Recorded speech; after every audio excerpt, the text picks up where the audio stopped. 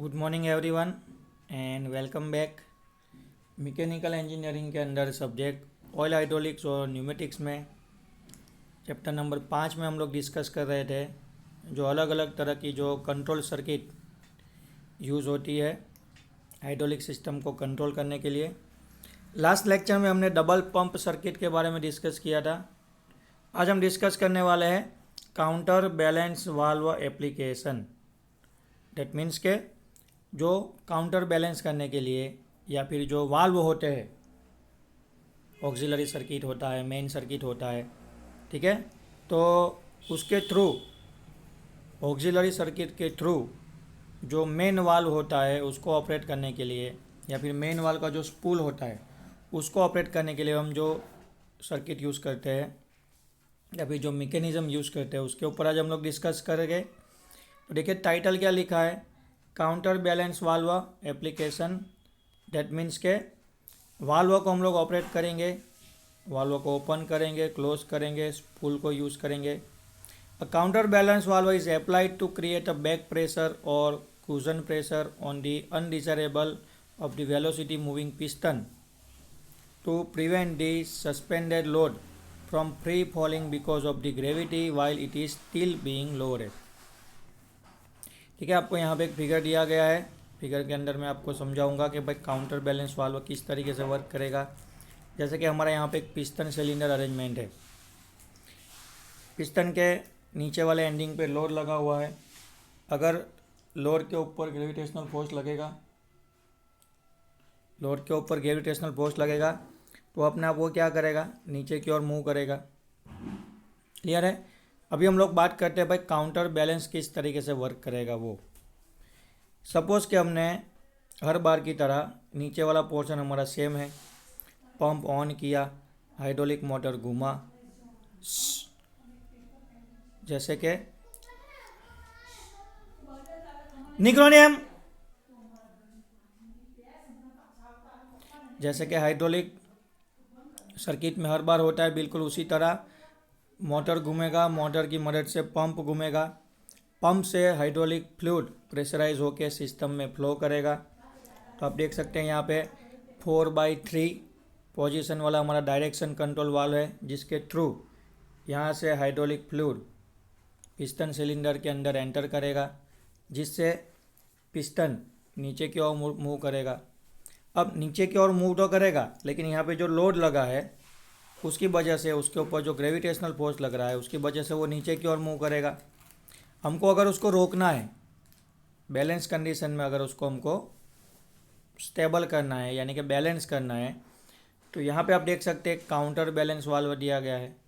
तो उसकी मदद से हम लोग उसी टाइम पे यहाँ से हाइड्रोलिक फ्लूइड को, जो भी प्रेशराइज हाइड्रोलिक फ्लूइड है उसको यहाँ से मूव करवा के यहाँ से ले जाके यहाँ पे पिस्टन के अंदर अगर हम उसको सर्कुलेट करवाएंगे तो यहाँ पे भी अभी हाइड्रोलिक फ्लूइड आ चुका है, ऊपर की तरफ भी हाइड्रोलिक फ्लूइड है। अब जो लोड के ऊपर ग्रेविटेशनल फोर्स लगेगा जिसकी वजह से जो पिस्टन नीचे की ओर मूव कर रहा था वो रुक जाएगा और बैलेंस पोजीशन में वो वहीं पे रहेगा। तो ये है हमारा काउंटर बैलेंस वाल्व का एप्लीकेशन कि भाई स्पेसिफिकली जो कंट्रोलिंग करने के लिए हम इस तरीके के वाल्व है या फिर इस तरीके की जो सर्किट है उसको हम लोग यूज़ करेंगे। अब बेसिकली हम लोग आगे बात करने वाले हैं कि जो हमारे दूसरे जो वाल्व होते हैं, ठीक है, तो वो जो वाल्व होता है उसका ऑपरेशन क्या क्या होता है। देखिए सर्किट तो हर बार यही रहेगी, हाइड्रोलिक सर्किट हर बार ऐसे ही काम करेगी। 4/3 वाल्व होगा, मोटर होगा, पंप होगा, सप्लाई लाइन होगी, रिटर्न लाइन होगी, सिलेंडर पिस्टन वाला अरेंजमेंट होगा, डबल एक्टिंग होगा, सिंगल एक्टिंग सिलेंडर होगा, टेंडम सिलेंडर होगा। क्लियर है। जो चीज़ है, जो टर्निंग पॉइंट है जिसके अंदर से मोड आता है स्टोरी में, वो है हमारा वाल्व। वाल्व का ऑपरेशन ही मेन है तो हम लोग उसी के ऊपर डिस्कस करेंगे। जैसे आप लोग वाल्व के ऑपरेशन समझ जाओगे बाकी सारी सर्किट आप इजीली बना पाओगे। तो देखिए वाल्व ऑपरेशन के अंदर पहला है लोअरिंग। वाल्व ऑपरेशन में पहला क्या है, लोअरिंग, यानी कि नीचे की ओर मोशन आएगा। The pressure setting on the counter balance valve is set slightly higher then the pressure required to prevent the load from the free falling. अगर ग्रेविटेशनल फोर्स की वजह से पिस्टन नीचे की ओर फ्री फ्लो कर रहा है या फिर फ्री फॉल, ग्रेविटेशनल फोर्स की वजह से पिस्टन के ऊपर जो वेट लगा है वो फ्री फॉल कर रहा है नीचे की ओर, तो काउंटर बैलेंस करने के लिए हमको जो ऊपर की डायरेक्शन में जो हाइड्रोलिक फ्लूइड प्रेशर अप्लाई कर रहा है वो नीचे की ओर जो प्रेशर लगता है उससे स्लाइटली ज़्यादा रखना पड़ेगा, तभी उसको बैलेंस कर पाएगा। This causes the pressure in line A to increase, which raise the spring oppose spool. This provide a flow path to discharge the exhaust flow from the line A to direction control valve and then to tank. इसको balance करने के लिए हम क्या करेंगे, तो पहले जो हमारा मेन सप्लाई लाइन से जो फ्लूइड जाता था लाइन ए से, उसका प्रेशर इंक्रीज़ होगा। उसके बाद हम लोग डायरेक्शन कंट्रोल वाला का पोजीशन चेंज करेंगे, तो दूसरी ओर से भी हाइड्रोलिक फ्लूइड जाएगा, जिसका प्रेशर जो नीचे की ओर फ्लूइड नीचे की ओर जो हमारा पिस्टन मूव कर रहा है उससे थोड़ा स्लाइडली ज़्यादा होगा। The spring control discharge orifice maintain a back pressure in a line during the entire downward position. Valve के अंदर जो स्प्रिंग होता है, जो ऑरिफिस होता है, वो क्या करेगा, हमारा जो भी बैक प्रेशर है उसको मेंटेन करेगा। नेक्स्ट है, अगर आप लोग लिफ्टिंग करना चाहते हैं इसी हाइड्रोलिक सर्किट के, अगर आप पिस्टन को ऊपर की ओर ले जाना चाहते हैं, उसको लिफ्टिंग करना चाहते हैं, तो देखिए अभी लिफ्टिंग में आपको ज़्यादा समझने में प्रॉब्लम नहीं होगा। अगर आप इसको लिफ्टिंग करना चाहते हो ऊपर की ओर, तो अभी यहाँ से जो हाइड्रोलिक फ्लूइड जा रहा है उसका जो प्रेशर है आपको ज़्यादा रखना है, किसकी कंपेयर में, क्योंकि नीचे की ओर जो लोड लग रहा है उसकी कंपेयर में आपको ऊपर की ओर जो फ्लूइड प्रेशर लगा रहा है वो आपको ज़्यादा रखना पड़ेगा, तो आप लिफ्टिंग ऑपरेशन कर पाएंगे। नेक्स्ट है सस्पेंशन। अगर आप सस्पेंशन जैसा काम करना चाहते हैं, स्प्रिंग जैसा काम करना चाहते हैं, when the valve is held in suspension the valve remain close, therefore its pressure setting must be slightly higher then the pressure caused by the load. अगर आप लोग सस्पेंशन की बात करेंगे तो दोनों वाल्व आपको क्या करना है, क्लोज कर देना है, जिससे पिस्टन के अंदर जो भी लोड लगा है लोड के accordingly slightly higher pressure develop होगा। Spool valve tends to leak internally under the pressure, this make it advisable to use a pilot operated check valve in addition to the counter balance valve if a load must be held in suspension for the prolong time. Simple सी condition है, जैसे आपने hydraulic crane देखा होगा, है ना, आपने कोई लोड लिफ्ट करके रख लिया, अभी आप उसको होल्ड करवा के रखना चाहते हैं, तो होल्ड करवाने के टाइम पे आपको क्या ध्यान रखना पड़ेगा, तो सपोज़ ये हमारा सिलेंडर है, इसके अंदर ये हमारा पिस्टन है, क्लियर, और यहाँ पे हमने कोई लोड लिफ्ट करके रखा है, ठीक है। अगर आप इसको सस्पेंड करना चाहते हैं, यानी कि कुछ समय तक, प्रोलॉन्ग समय तक होल्ड करके रखना चाहते हैं, तो यहाँ से जो हाइड्रोलिक फ्लूइड आएगा उसका प्रेशर आपको स्लाइटली ज़्यादा रखना है, यहाँ से जो फ्लूइड आएगा उसका आपको प्रेशर थोड़ा कम रखना है। इसकी कंपेयर में यहाँ पे आपको हाइड्रोलिक फ्लूइड का प्रेशर ज़्यादा रखना है और यहाँ पे आपको हाइड्रोलिक फ्लूइड का प्रेशर थोड़ा कम रखना है, जिससे ये जो पिस्टन है वो अपना पोजीशन लॉक करके रखेगा, होल्ड करके रखेगा, और कुछ समय तक हम लोग लोड को क्या कर सकते हैं, सस्पेंड यानी फिक्स करके रख सकते हैं। ओके, तो ये हो गया हमारा वाल्व का operation.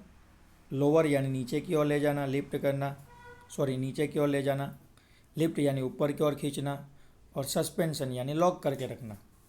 Hydraulic cylinder sequencing circuit, अभी हम लोग डिस्कस करेंगे कि जो सीक्वेंसिंग सर्किट होता है, जैसे डबल एक्टिंग सिलेंडर में क्या होता है, तो कि भाई piston left to right move करता है, फिर राइट टू लेफ्ट मूव करता है, बिल्कुल उसी तरह अगर हम लोग रोटेशनल एक्टिवेटर लेंगे तो वो क्लॉकवाइज डायरेक्शन में घूमेगा, एंटी क्लॉकवाइज डायरेक्शन में घूमेगा। ऐसे बहुत सारे सीक्वेंसिंग ऑपरेशन होते हैं, ठीक है, जिससे हम लोग हाइड्रोलिक सर्किट चलाते हैं। तो उस हाइड्रोलिक सर्किट का जो सीक्वेंसिंग होता है वो भी हम लोग डिस्कस करने वाले हैं। नेक्स्ट देखेंगे हम लोग automatic cylinder reciprocating system. Clear है। अगर आप लोग चाहते हैं, जैसे कि आपने रोड पे देखा होगा कि वो जेसीबी का जो आगे का पावड़ा आता है वो निकाल के वो लोग क्या कर देते हैं, वहाँ पे ड्रिलिंग टूल लगा देते हैं। ड्रिलिंग टूल मतलब जो रोड ब्रेकर आता है, जैसे हमारा कंक्रीट ब्रेकर मशीन आता है ना, ऐसा अगर हमको आपको मशीन लगाना है और उसको अगर आपको अप्लाई करना है, उसको आपको ऑपरेट करना है, ठीक है, तो उसमें क्या होगा, तो आपने सबने वो मशीन देखा होगा। तो मशीन में सिलेंडर पिस्टन वाला अरेंजमेंट होता है। यहाँ पे हम लोग ब्रेकिंग टूल लगा देते हैं। अब जब आप उसको रोड के कांटेक्ट में लाएंगे तो आप क्या करोगे, तो क्या भाई कॉन्स्टेंटली उसको नीचे ऊपर नीचे ऊपर नीचे ऊपर, यानी रेसिप्रोकेटिंग मोशन दोगे। ठीक है, पिस्टन का जो पिस्टन रोड है उसके एंडिंग पे हमने टूल लगा के रखा होगा। वो टूल क्या करेगा, कॉन्स्टेंटली रोड की सरफेस के ऊपर या फिर कंक्रीट के स्ट्रक्चर के ऊपर स्ट्राइक करेगा और उस चीज़ को वहाँ से तोड़ देगा, ब्रेक कर देगा या फिर वहाँ पे हॉल बना देगा। तो ऐसी जो एप्लीकेशन है, ठीक है, ऑटोमेटिक सिलेंडर रेसिप्रोकेटिंग सिस्टम, उसको हम लोग यूज़ करने वाले हैं। कॉन्स्टेंटली फटाफट एकदम स्पीड से सिलेंडर रेसिप्रोकेट करेगा, सिलेंडर के अंदर पिस्टन रेसिप्रोकेट करेगा। पिस्टन के एंडिंग पे हमने हमारा टूल लगा दिया है, तो हमारा टूल भी क्या करेगा, ऑटोमेटिकली रेसिप्रोकेट करेगा। तो उसको आपका यहाँ पे सर्किट दिखाया गया है। क्लियर है। देखिए सर्किट में कुछ है नहीं, जैसे हमने डबल पंप वाला सर्किट देखा था, बिल्कुल उसी तरह यहीं पे हमने सर्किट देखा है, यानी बिल्कुल उसी तरह यहीं पे आपको सर्किट दिखाया गया है। चलिए क्या होता है सर्किट में, देखिए ये क्या है, reservoir, motor, pump, pressure relief unit, pressure gauge, ये है हमारा डायरेक्शन कंट्रोल वाल्व। क्लियर है। अभी आपको पिस्टन को कॉन्स्टेंटली रेसिप्रोकेट करवाना है। तो हाइड्रोलिक सर्किट में हाई प्रेशराइज फ्लूइड एक बार सर्किट में यहाँ से एंटर होगा, एक बार आपका सर्किट के अंदर जो भी हाइड्रोलिक फ्लूइड है वो रिसर्कुलेट होकर यहाँ से यहाँ आएगा और यहाँ पे पिस्टन में एंटर होगा। तुरंत ही ये वाल्व क्लोज हो जाएगा, ये वाला वाल्व खुलेगा, यहाँ से हाइड्रोलिक फ्लूइड आएगा, यहाँ जाएगा और इधर जाएगा। तो ऐसा सीक्वेंस में एक बार लेफ़्ट साइड एंटर होगा, राइट पॉट क्लोज रहेगा, दूसरी बार राइट पॉट ओपन होगा, लेफ़्ट क्लोज होगा। देखिए वापस सीक्वेंस बोलता हूँ, लेफ़्ट साइड से फ्लूइड जाएगा, राइट पॉट क्लोज रहेगा, राइट साइड से राइट पॉट से फ्लूइड जाएगा, लेफ़्ट पॉट क्लोज रहेगा। यानी ગુજરાતીમાં કેવું, ડાબી બાજુથી ફ્લૂઇડ જશે, જમણી બાજુ બંધ રહેશે, જમણી બાજુથી ફ્લૂઇડ જશે ત્યારે ડાબી બાજુ બંધ રહેશે।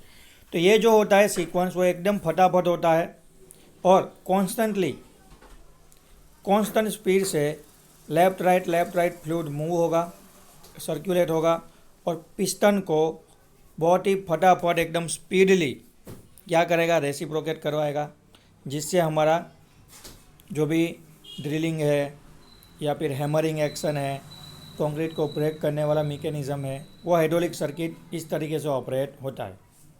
क्लियर है। तो आप समझ गए होंगे किस तरीके से automatic cylinder reciprocating system work करता है।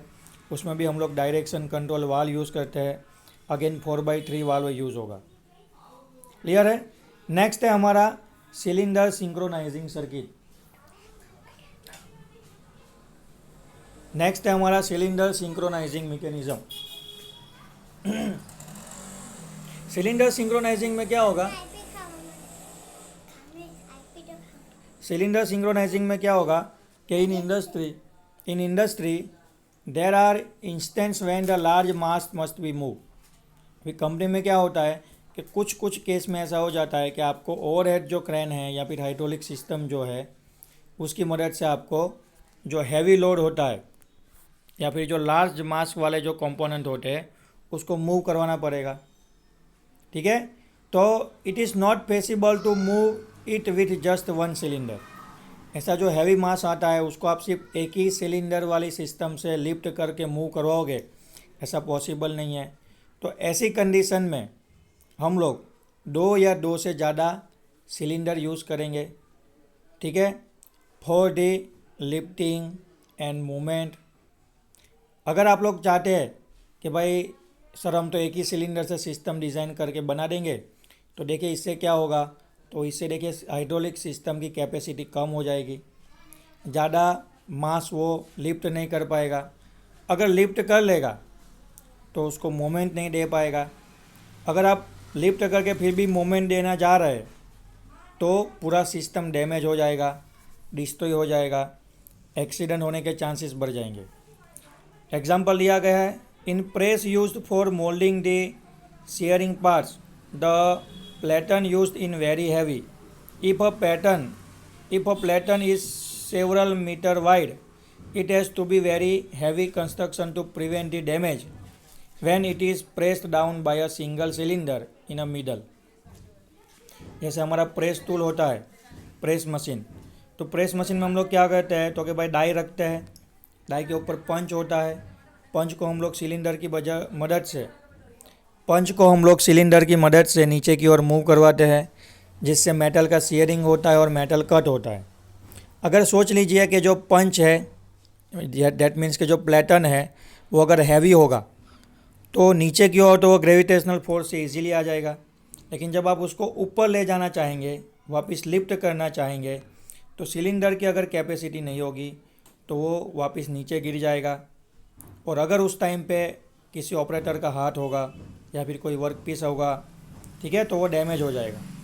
तो ऐसी कंडीशन में अगर एक्सेसिव मास अगर आपको लिफ्ट करना है, उसको मूव करवाना है, तो वहाँ पे आप क्या कीजिए, 2 या फिर 2 से ज़्यादा 2 और मोर देन 2 सिलेंडर वाला सिस्टम यूज़ कीजिए, ठीक है। तो इस कंडीशन को हम लोग बोलते हैं सिंक्रोनाइज्ड। इसमें क्या होगा तो कि जो सिलेंडर का जो ऑपरेशन है, मतलब जो सिलेंडर है उसको हम लोग पैरेलल अरेंज करेंगे या फिर सीरीज़ में अरेंज करेंगे, और उसका जो भी ऑपरेशन है उसको हम लोग सिंक्रोनाइज़ करेंगे। सिंक्रोनाइज़ करेंगे मतलब कि अगर आपने सीरीज़ में 1, 2, 3 सिलेंडर लगाए, या फिर आपने ये पैरेलल हो गया ना, अगर आपने पैरेलली 3 सिलेंडर लगाए हैं या फिर आपने सीरीज़ में 3 सिलेंडर ऐसे लगाए हैं, जैसे कि 1, 2 और 3, तो ये जो पहला, दूसरा, तीसरा पैरेलल में लगा है तो सिंक्रोनाइजली कैसे ऑपरेट करेगा, किस तरीके से अपना परफॉर्मेंस प्रोवाइड करेगा, या फिर अगर उसको हमने सीरीज़ में लगाया है तो उसके अंदर उसका सिंक्रोनाइज़ किस तरीके से करेंगे, उसका ऑपरेशन किस तरीके से सिंक्रोनाइज़ करेंगे, जिससे वो अपना सफिशिएंट फंक्शन जो है, जो वर्क है वो प्रोवाइड करेगा। तो इस टॉपिक को बोलते हैं सिलेंडर का सिंक्रोनाइजिंग, और इसको ऑपरेट करने के लिए जो सर्किट होती है उसको बोलते हैं सिलेंडर सिंक्रोनाइजिंग सर्किट। तो यहाँ तक रखते हैं आज के लेक्चर में। नेक्स्ट लेक्चर में हम लोग ये जो पैरेलल सिलेंडर है, सीरीज़ वाले जो सिलेंडर है, उसको किस तरीके से सिंक्रोनाइज़ करवा के वर्क करेंगे, उसके ऊपर हम लोग डिस्कस करेंगे। तब तक के लिए आज के लेक्चर में हमने जो कुछ भी डिस्कस किया है, जो कुछ भी डायग्राम आए हैं सर्किट के, वो आप अपनी क्लास नोट के अंदर प्रिपेयर कर लीजिए, और जो भी डिस्क्रिप्शन है वो आप नोट डाउन कर लीजिए। ओके, मिलते हैं कल नेक्स्ट लेक्चर में। Thank you.